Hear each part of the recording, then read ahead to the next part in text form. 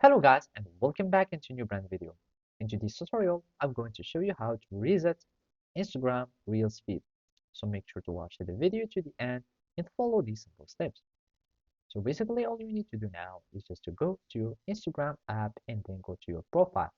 So by going to the profile, we will be needing just to go to the setting and search for the content preferences so we can visit our suggested account or feed, suggested content or feed. So basically here we will find these three horizontal lines. We click on it and basically a menu will appear.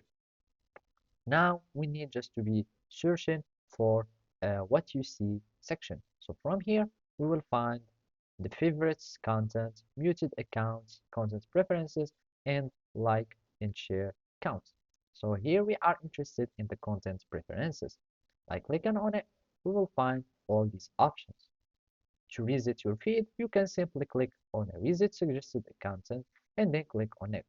And basically, resetting your feed will you will start seeing suggestions about topics that may be different from what you usually see because resetting your feed will make everything random and also uh, that means all the topics will be also random since it's resetted and then you will need to fine-tune it again and also the reset won't be undone but you can start again adding interested and not interested content so you can control and fine-tune your own feed.